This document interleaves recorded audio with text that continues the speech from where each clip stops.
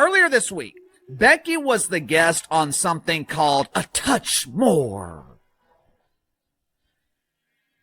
I know this sounds like a show that's exclusive to OnlyFans, but A Touch More is a podcast hosted by the Sue Bird and the inspiration of prepubescent boys, Meg Rapinoe. They were talking to Rebecca Lobo about the unreasonable demands made by WNBA players. So here's what just went down. Rebecca Lobo, who was there from day one when the WNBA launched back in 1997 and now breaks down games for ESPN, just dropped a bombshell that should have every current player sweating bullets. She's watching WNBA players tank their fan support right in the middle of these contract talks, and what makes this hit so hard is where she said it. This wasn't some random ESPN debate show hot take. This was a WNBA icon sitting down with Sue Bird and Megan Rapinoe on their own podcast, looking WNBA royalty straight in the eye and telling them the current players are completely botching this whole thing. So what did these athletes do that was so bad they managed to lose support that everyone claims they never really had anyway? She criticized WNBA players for their inability of maintaining support from the fan base. You had the fans' support. All you had to do was shut the hell up. Instead, you displayed your unbelievable entitlement by calling million-dollar annual salaries a slap in the face. When I played in this dump, we were playing for prizes, free scooters, tricycles, just for men, and you have the audacity to complain about receiving $1 million you haven't earned? Look at this again. Rebecca Lobo is going straight at today's WNBA players for how they're handling these contract negotiations. She's basically saying they had fans on their side, and the only thing they needed to do was keep their mouths shut. Instead, they showed what she's calling massive entitlement by acting like million-dollar salaries were insulting. Remember, this is coming from someone who competed for literal prizes and free scooters back in the late 90s. But her criticism cuts way deeper than just being upset about salary gripes. What this really shows us is a major power shift that's happening right now between the league and the people who play in it. Time in the business of orchestrated combat. It was a seminal moment for a number of reasons. This contract, it shaped the future of the business, but it also changed the mindset. It changed the mentality of Vince McMahon. With Bret Hart, it was one of the first times that a star talent had more leverage than the company. It was the first time that Vince McMahon felt powerless in negotiations. He made a promise to himself to never be put in that situation again. He would never allow one of the employees to have more power than he. That comparison to Bret Hart actually makes perfect sense here. Back in the late 90s, Vince McMahon offered Bret Hart this enormous WWF contract worth millions. Nobody had ever seen money like that in wrestling before. But what really mattered was this was the first time a performer had more control than the company paying them. McMahon felt completely helpless during those contract talks, and he swore to himself that day he would never let it happen again. No employee would ever have more influence than the WWF brand itself. Right now, Cathy Engelbert is living through that exact same situation for the first time in WNBA history. Players are convinced they hold all the cards. They think the Caitlin Clark ratings explosion and the fact that leagues like Unrivaled exist means they can make demands. What they think is the only thing that counts here. Even when what they think has absolutely nothing to do with reality, and just like Vince McMahon back in 1997, Cathy Engelbert is putting plans in motion to make sure this power grab never happens again. Headline at Sports Media Watch. WNBA pushing earlier start and later finish to the pretend basketball season. When I initially saw this headline the other day, I was confused. Correct me if I'm wrong here. I don't remember anyone asking for more pretend basketball.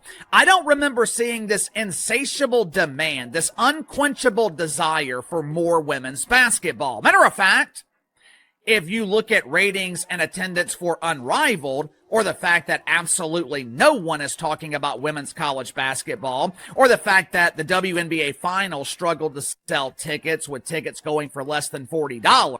Here's the chess move. The WNBA is pushing to stretch the regular season from 44 games all the way up to 54 games. That's 10 extra games they want to add. Training camps would wick off in March, and the WNBA finals wouldn't wrap up until November rolls around. At first glance, this seems like the league trying to pump up revenue streams. More games means more tickets sold, more television windows to fill, more chances for sponsors to get involved. But take a closer look at what this schedule actually does. This schedule change isn't really about generating income. Here's the real strategy.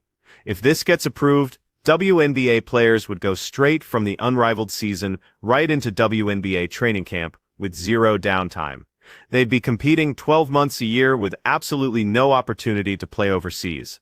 The league already has these prioritization rules that punish players who miss training camp because they're competing somewhere else. What this new calendar does is back players into a corner where they have to choose. Either you play in our league, or you go play in these other leagues overseas and unrivaled.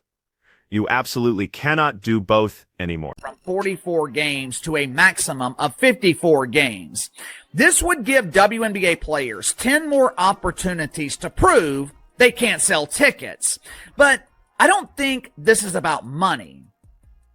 Or in the case of the WNBA, I don't think this is about increasing the amount of the money that they are losing. This schedule is about power. It's about control, leverage. The league wants training camp to start in March with the WNBA finals, also known as the Chase for the Platinum Pooper, concluding in November. This is genius-level strategy from Kathy Engelbert. She's not even bothering to negotiate anymore. She's just reminding players who actually runs things around here. For years, WNBA players have been living in fantasy land. They've talked themselves into believing they're on the same level as NBA players. They think they're more important than the league that employs them.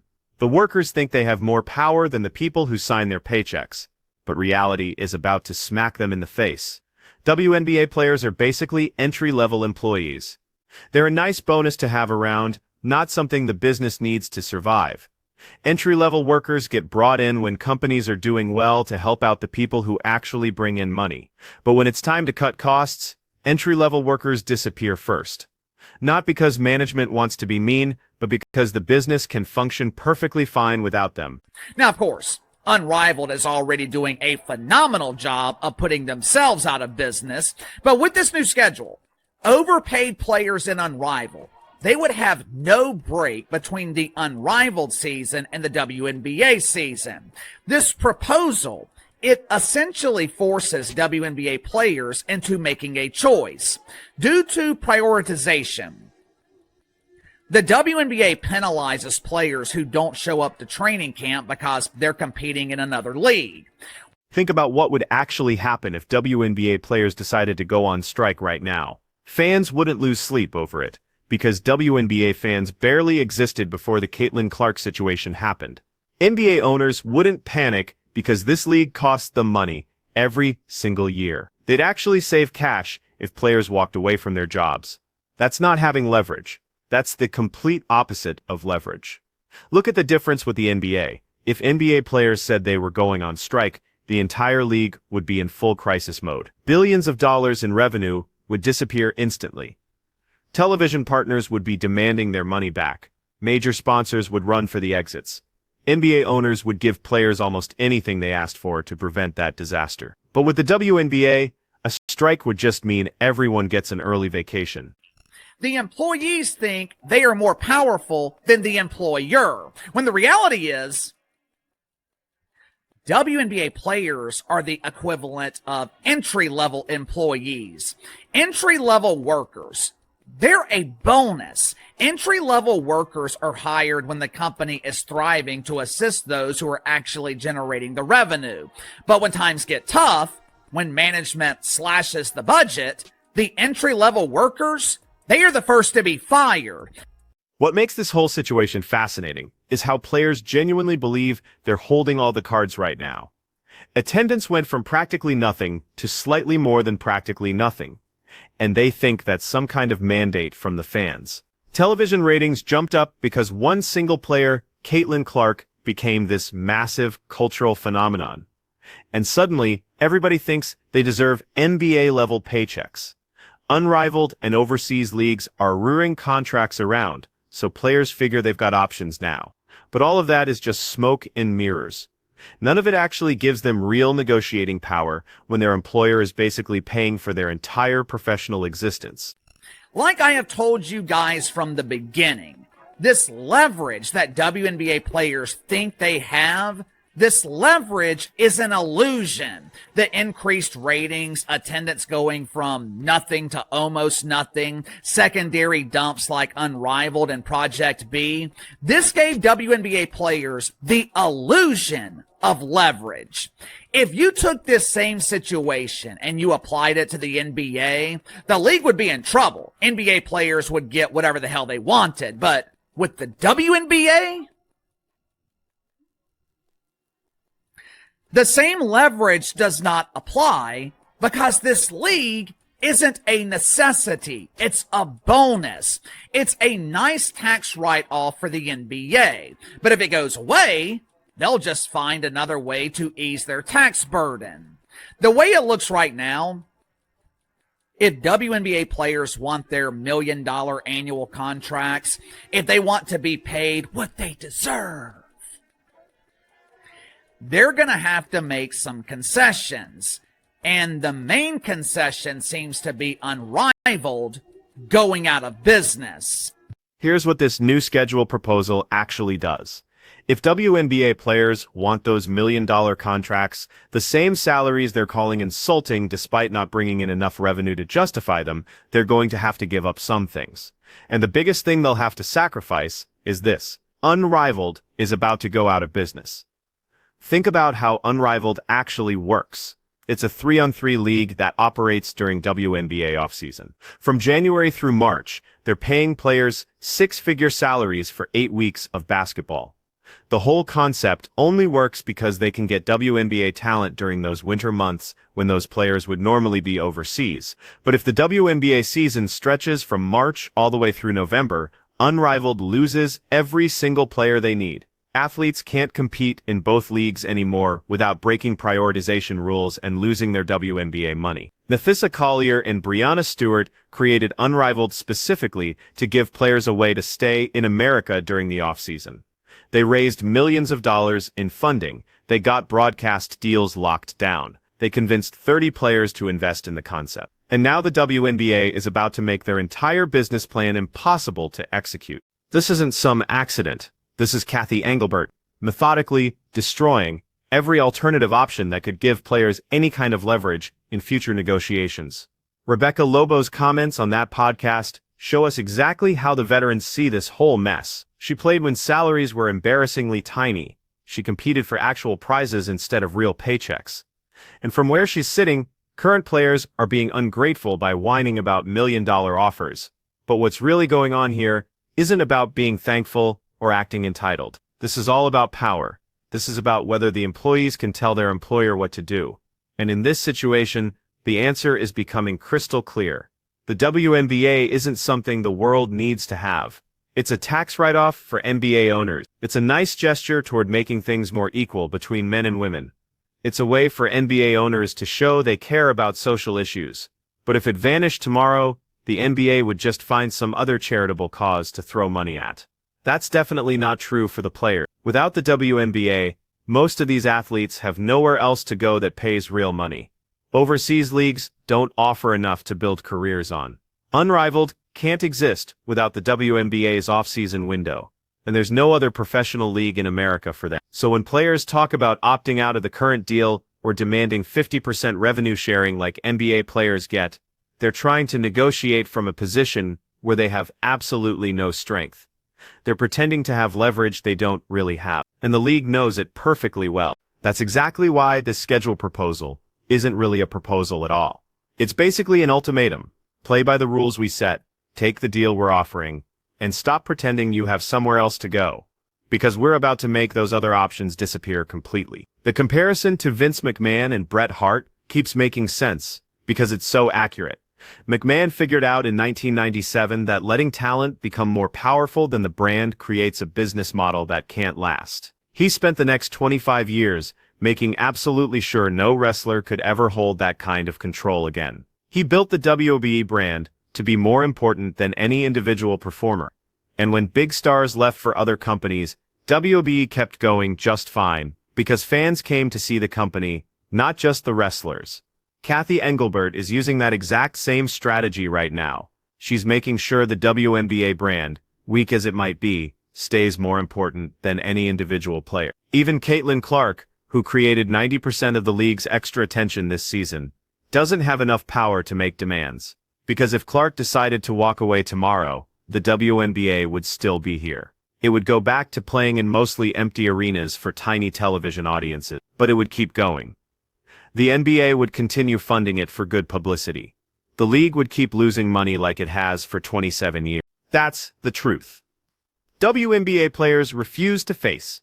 They watched one season of better ratings and sold-out crowds and convinced themselves everything had changed forever. They thought they finally had real leverage.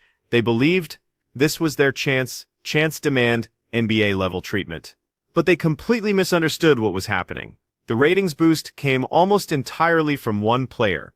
The increased attendance was mostly for a few games featuring that same player. The rest of the league stayed basically invisible to regular sports fans, and now the bill is coming due. Players demanded maximum salaries over $1 million. They said anything less than that was disrespectful.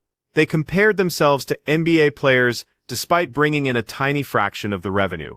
They acted like they deserved money they hadn't actually earned. And by doing that, they gave Kathy Engelbert all the ammunition she needed to remind them who's really in charge. This new schedule proposal is probably going to pass. Players will complain about it in public. Some will threaten to sit out or go play overseas full-time. But in the end, they'll accept it because they don't have any other real choice. Unrivaled will either shut down or completely change their business model. Overseas leagues will keep paying modest salaries to American players who can't make WNBA rosters, and the power balance will go back to where it's always been, with the league controlling everything and players being grateful to have jobs at all. Rebecca Lobo's criticism on that podcast was basically a warning from the older generation. She was telling current players they're handling this situation all wrong. They had public support, or at least public indifference, which is pretty much the same thing. All they needed to do was accept reasonable salary bumps and keep quiet about it. Instead, they complained publicly about million-dollar offers. They acted like victims despite being subsidized by a much more successful league. And they threw away whatever goodwill they might have had with fans. So where does all this leave us? The WNBA will expand its schedule like they want. Players will have to choose between playing basketball in America year-round or continuing to make extra money overseas. Unrivaled will probably collapse within the next 2 years. And when the next contract negotiation comes around, players will have even less leverage than they do right now, because that's what happens when you overplay a weak hand. You don't just lose the current fight, you lose credibility for every future fight too. The real tragedy here isn't that WNBA players won't get NBA money. They were never going to get that anyway, because they don't generate NBA revenue. The real tragedy is they had a chance to make real progress. Better travel conditions, improved healthcare, decent salary increases, bigger rosters, but they got greedy instead. They wanted everything all at once, and now they're going to end up with less than they could have gotten if they'd just been patient and smart about it. Kathy Engelbert studied Vince McMahon's playbook. Never let the talent become more powerful than the brand. Never let employees dictate terms to the employer, and never negotiate when you're in a weak position. The WNBA followed those rules perfectly. The players didn't, and that's exactly why this negotiation is going to end just like Rebecca Lobo said it would. With players losing support they barely had to begin with, accepting terms they hate, and learning a very expensive lesson about the difference between thinking you have leverage and actually having power.